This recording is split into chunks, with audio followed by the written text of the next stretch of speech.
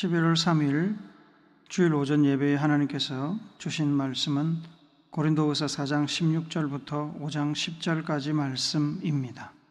교독하고 마지막 절 같이 읽습니다.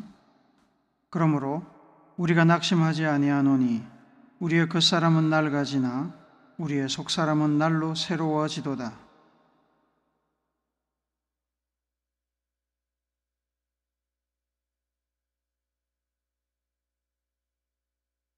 우리가 주목하는 것은 보이는 것이 아니요 보이지 않는 것이니 보이는 것은 잠깐이요 보이지 않는 것은 영원함이라.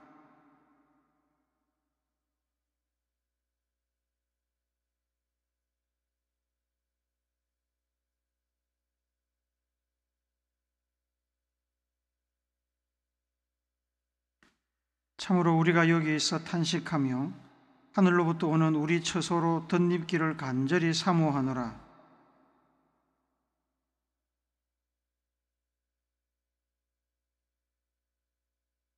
참으로 이 장막에 있는 우리가 짐진 것 같이 탄식하는 것은 벗고자 함이 아니요 오히려 덧입고자 함이니 죽을 것이 생명에 삼킨 바 되게 하려 함이라.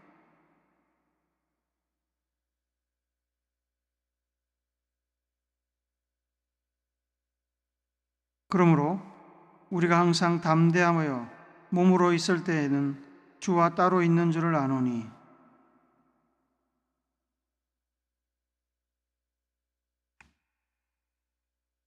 우리가 담대하여 원하는 바는 차라리 몸을 떠나 주와 함께 있는 그것이라.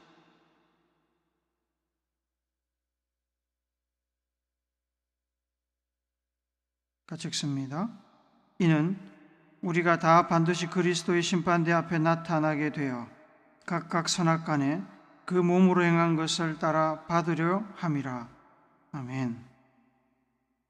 마태복음 6장 21절에서 예수님께서는 내 보물이 있는 그곳에 내 마음도 있느니라고 말씀하셨습니다. 유명한 말씀이라 잘 알고 계실 겁니다. 내 보물이 있는 그곳에는 내 마음도 있느니라. 유진 피터스는 성경을 현대어로 번역한 그의 더 메시지 성경에서 이 구절을 이렇게 번역합니다. 너희는 너희 보물이 있는 곳에 가장 있고 싶어 할 텐데 결국 그렇게 될 것이다. 그것이 당연하지 않겠느냐. 빽빽한 빌딩 숲에서 벗어나 조용하고 공기도 신선한 자연의 품을 소망하는 사람들은 결국에 자신이 가진 모든 것을 투자해서 자연과 가까운 한적한 곳에 집을 구하거나 짓고 살게 됩니다. 평생 번 돈을 실질적으로 투자 가치가 별로 없는 전원주택에 투자하면서도 아까워하지 않습니다. 도시를 떠나 자연 속에서 평안한 삶을 누리다가 행복하게 삶을 마무리하는 것이 가장 가치 있다고 생각하기에 그렇습니다. 자동차 세계 일주를 평생의 소원이자 최고의 가치로 삼은 사람들은 어려운 순간들을 그 소원 이루기 위해서 참고 견딥니다. 마침내 세계 일주를 위해 캠핑카를 삽니다. 그리고는 포항이나 동해에서 러시아 블라디보스토크로 가는 페리를 타고 세계 일주를 떠납니다. 돌아와 어떻게 먹고 살지 고민도 되지만 그래도 직장도 내던지며 떠납니다. 그것이 가장 가치 있다고 생각하기에 돌아보지 않습니다. 사람들은 마음속에 품고 있는 소망을 이루기 위해 현실의 어려움이나 고난을 잘 견딥니다. 그것이 전원생활이나 세계 일주가 될 수도 있고 산골짜기에 세울 대안학교나 혹은 아프리카 선교가 될 수도 있을 것이고 강남의 아파트를 구입하는 것이나 억소리 나는 슈퍼카를 사는 것이 될 수도 있을 것입니다. 소망을 성취하기 위해 필요한 과정이라면 다른 사람은 견디지 못하는 역경의 시간도 견뎌냅니다. 불법이나 다른 사람에게 피해를 주는 것이 아니라면 수단과 방법을 가리지 않습니다. 열정이 과해서 가끔 넘지 말아야 할 선을 넘는 분들도 있습니다. 우리가 마음속에 품고 있는 소망은 우리의 가치관을 형성하고 인생의 목표나 삶의 도착지를 결정합니다. 부산에서 경부고속도로에 차를 올려 같이 출발을 해도 인생의 목표에 따라 도착지가 달라집니다. 대전으로 가는 사람도 있고 서울로 가는 사람도 있습니다. 마태복음 6장 21절의 표현을 빌리자면 운전자의 마음속 소원, 곧 보물이 무엇이냐에 따라 목적지가 결정되는 것입니다. 흥미로운 사실은 대전까지 가는 사람과 서울까지 가는 사람은 운전하는 자세, 마음의 태도가 다릅니다. 대전이 목표인 사람은 대전까지 가는 기름만 있으면 되니까 기름 탱크를 굳이 100% 채울 필요가 없습니다. 필요 이상으로 많이 넣으면 차가 무거워지고 기름이 더 많이 소비됩니다. 반면에 서울까지 가는 사람은 중간에 기름이 부족하지 않도록 보통 기름을 100% 채웁니다. 가다가 기름이 부족하면 휴게소에 들러 다시 넣습니다. 대전까지 가는 사람은 여유가 있습니다. 피곤하면 아무 휴게소나 들러서 쉬어가도 해지기 전에 도착합니다. 하지만 서울까지 가는 사람은 퇴근 시간 러시아워를 피하여 서울에 도착하기 위해서 좀 피곤해도 속도를 냅니다. 퇴근 시간에 한남대교 부근은 엄청나게 막힙니다. 목적지가 다르면 운전하는 태도도 달라지듯이 마음속에 보물이 무엇이냐에 따라 인생을 대하는 사람들의 태도는 많이 다릅니다. 사도 바울은 세상 사람들이 갖지 않은 보물을 마음속 깊이 간직한 사람이었습니다. 고린도후서 1장 5절과 8절에서 사도 바울은 그리스도의 고난이 우리에게 넘쳤다고 말합니다. 그것은 바울과 그 일행이 아시아에서 당한 환난을 의미합니다. 소아시아 지역에서 복음을 전하던 바울은 루스드라, 에베소, 빌립보 등지에서 복음 전파를 방해하던 유대인들과 이방인들에 의해 많은 고난을 받았습니다. 단지 사람이 주는 고난만 있었던 것은 아닙니다. 고린도후서 11장 23절 하반절부터 27절까지를 같이 읽도록 하겠습니다. 내가 수고를 넘치도록 하고 옥에 갇히기도 더 많이 하고 매도 수없이 맞고 여러 번 죽을 뻔하였으니 유대인들에게 40에서 하나 감한 매를 5번 맞았으며 3번 태장으로 맞고 1번 돌로 맞고 3번 파손하고 일주야를 깊은 바다에서 지냈으며 여러 번 여행하면서 강의 위험과 강도의 위험과 동족의 위험과 이방인의 위험과 시내의 위험과 광야의 위험과 바다의 위험과 거짓 형제 중의 위협을 당하고 또 수고하며 애쓰고 여러 번 자지 못하고 줄이며 목마르고 여러 번 굶고 춥고 헐벗었노라. 이쯤 되면 아무리 건강한 사람이라도 아무리 정신력이 강한 사람이라도 지칠만 합니다. 몸이 힘들어지는 것처럼 마음에도 확신이 약해지고 자괴감, 의심, 회의가 느껴지기도 할 것입니다. 내가 왜 이런 고생을 하면서 돌아다니고 있나? 내가 이루려고 가말리엘 밑에서 배운 지식과 명성, 사회적인 권위와 재산과 가정을 다 버렸나? 이런 생각이 마음속에 일어날 수 있습니다. 바울뿐만 아니라 당시 그리스도인들은 전반적으로 고난과 박해를 많이 겪었습니다. 로마 제국 안에서 그리스도교는 유대교의 한 아류 정도로 취급되었습니다. 교리 때문에 그리스도인들은 로마 황제에 대한 숭배를 부정적으로 생각했습니다. 교회는 당시에 유행하던 여러 신들에 대한 숭배를 가짜 신을 섬기는 헛된 일로 규정했고, 그리스도인들이 섬기는 하나님, 그리스도인들이 섬기는 예수님만이 유일한 참 신이라고 주장했기에 당연히 그리스도인들을 대적하는 사람들이 많았습니다. 사도행전 14장 15절을 같이 읽습니다. 시작. 이르되 여러분이여 어찌하여 이러한 일을 하느냐? 우리도 여러분과 같은 성정을 가진 사람이라. 여러분에게 복음을 전하는 것은 이런 헛된 일을 버리고 천지와 바다와 그 가운데 만물을 지으시고 살아계신 하나님께로 돌아오게 함이라. 자신들의 신앙과 전통을 헛된 일로 치부하는데 누가 좋아하겠습니까? 사도 바울은 본문에서 자기와 성도들이 당하고 있는 고난에 관하여 우리의 겉사람은 낡아지나 우리의 장막집이 무너지면이라고 표현합니다. 겉사람이나 장막은 육체 혹은 세상에서의 삶을 의미합니다. 겉사람이 낡아지고 장막이 무너진다는 것은 그리스도인들이 예수님을 믿고 그 믿음으로 사는 일 때문에 고생을 많이 하고 죽을 위험을 겪는 것을 뜻합니다. 바울이 서신을 통해서 자신의 고난을 언급하는 이유는 성도들이 땅에서 겪고 있는 고난을 잘 견디고 믿음을 지키도록 고난의 의미를 바르게 알려주기 위함입니다. 그렇지 않으면 그 고난으로 인해 믿음에서 떨어져 나가거나 믿음을 배신하는 사람들이 나올 수 있고 고난을 견디기는 하지만 고난의 의미나 가치를 이해하지 못해서 고난을 단지 고난으로만 생각하고 불행하다 느끼며 절망하거나 불평할 수 있기 때문입니다. 바울은 선언합니다. 4장 16절을 한 번 더 같이 읽습니다. 시작. 그러므로 우리가 낙심하지 아니하노니 우리의 겉사람은 낡아지나 우리의 속사람은 날로 새로워지도다.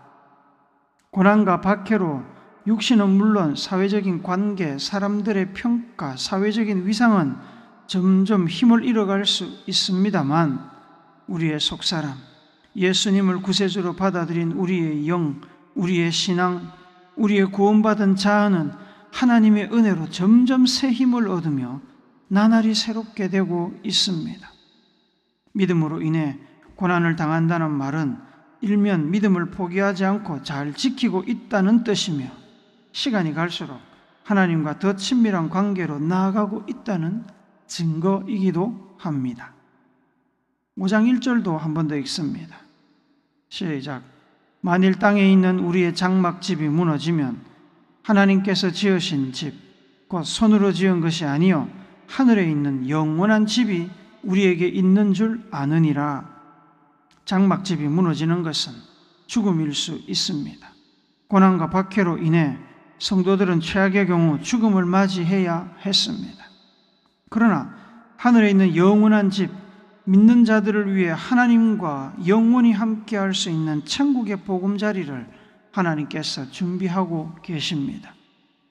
이것은 단지 천국에서의 일만을 이야기하는 것은 아닙니다.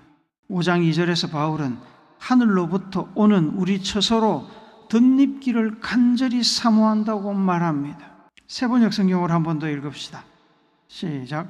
우리는 하늘로부터 오는 우리의 집을 덧입기를 갈망하면서 이 장막집에서 탄식하고 있습니다. 이 장막집은 우리의 육신을 이야기하기도 하고 이 땅에서의 삶을 이야기하기도 합니다.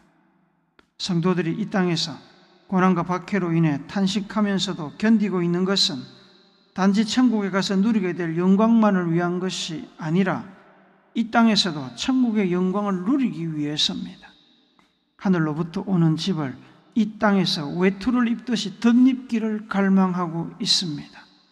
고난과 박해로 죽을 육신의 가치나 예수를 믿는 것으로 인해 포기해야 할 세상의 가치를 넘어서는 예수님께서 주시는 영원한 생명의 기쁨과 가치를 고난과 박해 중에도 이 땅에서 누릴 수 있기를 소망하는 것입니다. 고난과 박해로 몸이 고생하는데 어떻게 이 땅에서 영생의 기쁨과 가치를 누리며 살 수 있다는 말입니까? 좀 전에 불렀던 찬송가 438장 가사를 다시 한번 봅시다. 내 영혼이 은총 입어 중한 죄짐 벗고 보니 슬픔 많은 이 세상도 천국으로 화하도다. 할렐루야 찬양하세. 내 모든 죄 사함 받고 주 예수와 동행하니 그 어디나 하늘나라.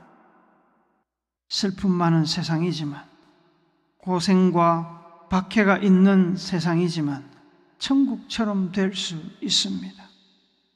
아무리 몸과 마음이 힘들고 정들 곳 없어도 우리는 예수님과 함께 하나님께서 주시는 은혜 안에서 이 땅에서도 천국을 누릴 수 있습니다. 바울은 고린도서 6장 8절 하반절부터 10절 말씀을 통해 하늘에서 내려온 처소를 덧입는다는 말에 지극히 현실적인 의미, 곧 성도들의 누릴 수 있는 복된 삶에 관해 언급합니다. 같이 읽도록 하겠습니다. 시작. 우리는 속이는 자 같으나 참되고 무명한 자 같으나 유명한 자요 죽은 자 같으나 보라 우리가 살아 있고 징계를 받는 자 같으나 죽임을 당하지 않고 근심하는 자 같으나 항상 기뻐하고 가난한 자 같으나 많은 사람을 부유하게 하고 아무것도 없는 자 같으나 모든 것을 가진 자로다. 사도 바울은 어떻게 이것을 확신할 수 있었을까요? 5장 5절도 한 번 더 읽습니다. 시작. 곧 이것을 우리에게 이루게 하시고 보증으로 성령을 우리에게 주신 이는 하나님이시니라. 성도들이 이 땅에서 고난과 박해를 당하며 육신은 낡아지지만 영생의 소망과 기쁨을 누릴 수 있는 것은 사람이 잘해서 그런 것이 아닙니다. 하나님께서 그렇게 되게 하십니다. 하나님께서 천국에서 누릴 영생의 기쁨과 소망을 이 땅에서도 누리게 하십니다. 그렇게 하시겠다는 보증으로 성령을 주셨습니다. 성령이 고난과 박해 중에도 능력으로 우리를 강하게 하시고 하늘의 소망과 기쁨을 누리게 하십니다. 고난을 이겨낼 강인함을 주십니다. 에베소서 3장 16절도 같이 읽습니다. 하나님께서 크신 영광 가운데 성령을 통해 그분의 능력으로 여러분의 속사람을 튼튼하게 하여 주시기를 기도합니다.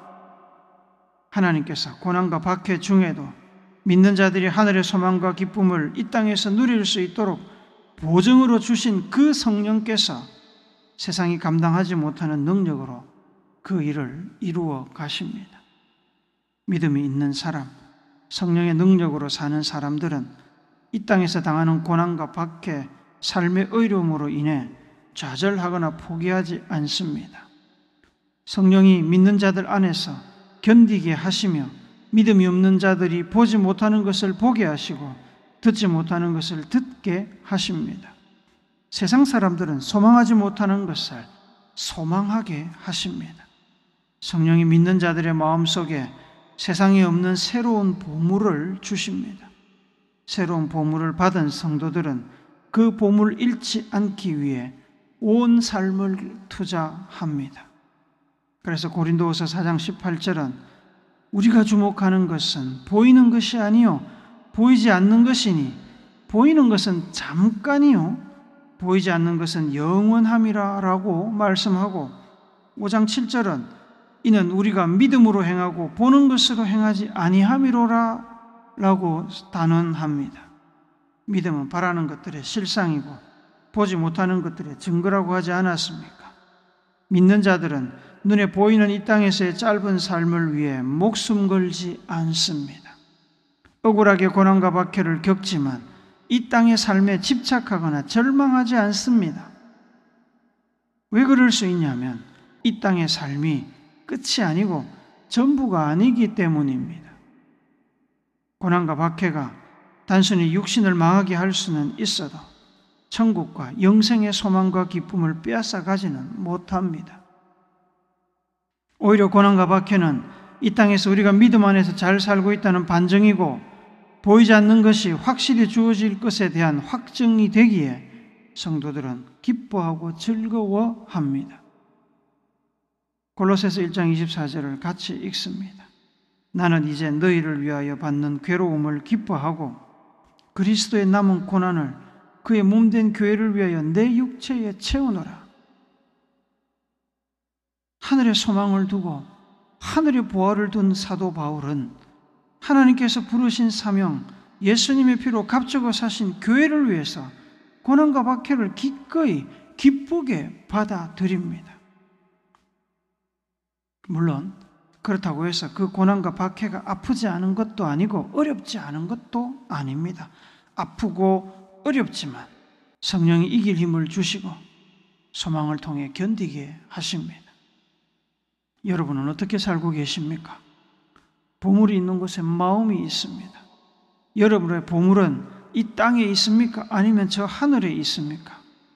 이 땅에서 믿는 성도의 삶을 산다는 것은 눈에 보이는 것이 전부라는 사탄의 거짓말과 매일 싸워야 한다는 뜻입니다.